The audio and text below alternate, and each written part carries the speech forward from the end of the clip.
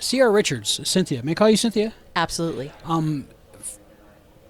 You are an author. You have an upcoming book out. But before we talk about that, for people who aren't familiar with your work, can you tell us a little bit about your previous series and books?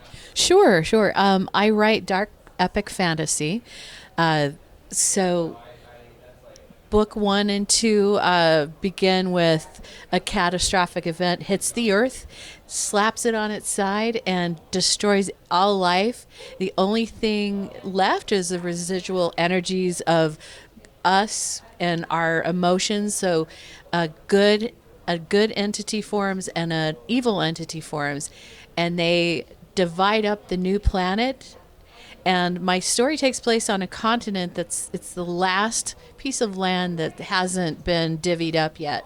So that's the fight. Evil's trying to take it over, and good's trying to defend against evil. That, in a nutshell, is it. Have you always been a storyteller your whole life? When did you find your love of writing? I grew up in a family of storytellers. So like I won my third grade storytelling right, a story writing contest. But yeah, it started with my grandma. She when we go to her house, she was big on telling us stories of fairies and gnomes, and she'd put candy in our slippers when we'd stay over at her house and tell us the fairies did it. So yeah, I just grew up with that, and it's just always been a part of my life. That's awesome. Fantasy has like become even bigger lately, I think, with all the cool things that are coming out. What's one of the things you try to do to set yourself apart, or maybe make yours a little bit more unique than others? Sure, I really try to put elements of reality into it. I like to explore the characters as people, as if they were living with us today and we knew these guys. And I like to explore some of their emotional challenges they have, and then put the magic in. It shouldn't be all about the magic. It should be about the character. Do you get an idea for a book or series of books all at once, and then like you have to get it down on paper, or is it more of like a process where you have ideas and you put them together and see how it goes? Well, 99% of my story ideas come from dreams. I'll dream a scene and wake up in the middle of the night and and type it in my iPad. And then kind of, if it's something worthwhile, I'll go from there. But Heart of the Warrior started off as one scene with a boy kneeling by his mother's grave, and it looks like it took place on the Irish coast in the 1700s, and a Spaniard was standing over the boy, and I just wondered who these people were and what their story was, and I just decided to explore that. I thought it was really interesting. Do you get like ideas that you want to use someday, but you haven't figured out how yet? Like, do you have like a folder put away of like, that would be great if only I can figure out how to Yeah. get it into a story? Oh, totally. I have my story idea folder tucked away. I have an idea about people who turn into these high-end supercars, and it's fascinating story, but it's like, oh, you got the Transformers and other things. It's kind of been done, but I like the characters, so maybe one day I'll tuck it away and tweak it a little bit and use it for something else. That's good. What's the physical process for you like? Do you use a laptop? Do you use a legal pad? Well, I'm a hardcore techie, so I use if I get ideas, I have an iPad with me almost all the time. But yeah, I'm a Mac girl. I type on my Mac exclusively. I used to do longhand, but that gets a little cumbersome, and then you have to retype it anyway. So I just mostly do everything on a laptop now.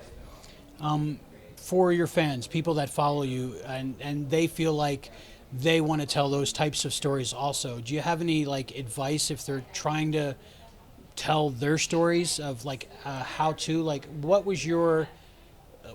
made you know you could do it and be successful like you are at it, and the other people might want to do that as well? Oh, that's a great question. I think the thing that turned around for me and helped me get published was joining Rocky Mountain Fiction Writers.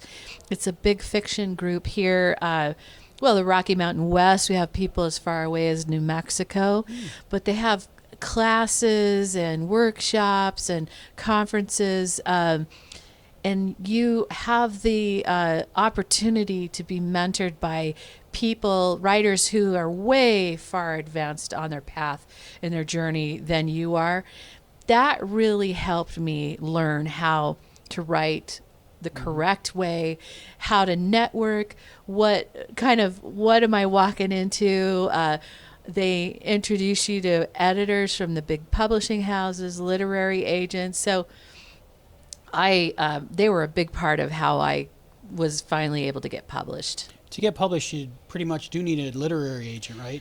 Well, you do, or like my path was being a co-author with another somebody who was already published, and then I was able to piggyback on that and have my book accepted by a publisher I already had a relationship with. But a lot of folks do have to start with literary agents.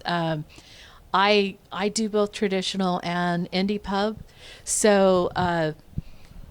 But my advice to everybody, if you aren't already published or you're not familiar with the field, go try the traditional route first, because there's a lot that you need to know about this business to be successful as an indie author. Start there first, learn the business, and then if it's for you, then switch to independent publishing. Independent publishing, what is that? Is that like putting your book on Amazon yourself or something? Yeah, I will. Right now, this whole series, Heart of the Warrior series, I'm doing because it's such a near and dear to my heart. Probably more than it should be for a traditional publishing, but I do all the writing. I pay an editor. I contract out with an editor. I contract out with book cover designers and book formatters. And finally, when it's ready to go, then I publish it myself on Amazon or wherever. Mm-hmm. But then I also pay a publicist to help me market it. So all the risk and all the funding for the books come out of my pocket. Mm-hmm. You don't have that as much in traditional publishing. It's good that exists, so people that have an idea and maybe other people don't believe in them, but they believe in themselves, can actually get their work out there for people to read. You're absolutely right. And there's been several success stories on independent authors becoming really popular, mm-hmm. or eventually getting picked up by a major mm-hmm. publisher. So, like The Martian was done that way. Exactly. That's a big success story like that. Exactly. Mm-hmm. So you just never know. And if you have to believe in yourself enough to do whatever it takes to make it happen. What's it like working with an editor? Does your story change working with an editor, or is it more just the fine details and continuity and stuff? I'm funny this way. I do a 2 editing process. I'll start the book, then I'll send it to what they call a developmental editor. Mm-hmm. I'll send the first 60 pages, and most of the time they'll tell me, this isn't a good market idea, or what you're doing with your villain doesn't work, or just the basics of, is this a reality? Is this even plausible mm-hmm. and a good thing to do? The second round and the final round of editing, I go through a line editor. I just got my book 3 back from the line editor, and I call her the grammar ninja. Mm-hmm. I'm good at grammar, mm-hmm. but she's like a black belt. I mean, she is a master. So she found things that I missed. Wow. And so right now I'm making those changes before I even send it off to my book formatter. I want it right and good the first time. Grammatically, you want it perfect, so you listen to the second editor. The first editor, when you create the universe and you know mm-hmm. these characters, do you like take it as an opinion and maybe go with it or not, or do you just go by what they say? Well, that's the tough part. That's why I say sometimes this series is too close to my heart, mm-hmm. because when you do that, and you have to think of that person as a member of a product team, and you park your ego at the door Okay. and be open and say, okay, I'm going to listen. If I vehemently disagree, well, ultimately I'm the publisher Right. and I'll do what I want, but I do listen to them. I do. One book, it's not part of the series, but it's Pariah. It's an urban fantasy. They told me, your female character, your villain is really weak, and it's just not going to be marketable. I listened to them and I changed it, and it turned still is one of my top sellers. So if these people know what they're doing, they understand the market too, and it just you pay them for a reason. So it's good to listen to them, as no matter how painful it could be. Sometimes you just have to put your ego aside and listen. You create these characters in this world, or the worlds. Does part of your brain have to think of them as real people and real worlds in order for you to find their stories and their voice? I absolutely agree with that. Yes, I spent a good, I would say, 5 to 6 months just world building. I'm one of those people where each country that I have my characters pass through, I take the time to do a travel guide.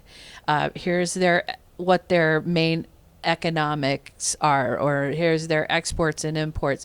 Here's how they dress. Here's their culture. Here are some slang words they use. Here's what they may or may not look like, and here's how they fit in politically with the whole world. I've been complimented on my world being very realistic and my characters. I think it's because I've taken the time to world build and also taken the time to sit with the characters and figure out how they fit in that world and how they feel about that world. And I think it comes through. Okay. You have a new book coming out in October, is that right? Yes. Could you tell me about that? Tell everybody listening and watching about Sure.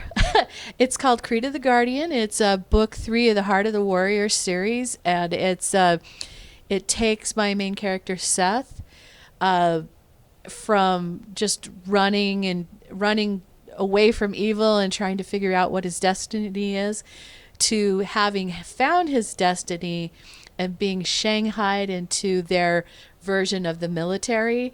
So he's taken really against his will to an outpost in a dead, swampy land. And he's expected to serve in the military there, but also he's been given the task of finding a relic that will help him win the war against evil. And I've planned the release around Halloween. It's cool. my favorite holiday, so we're going to make a big to-do and have Halloween-themed contests, so it'll be a lot of fun.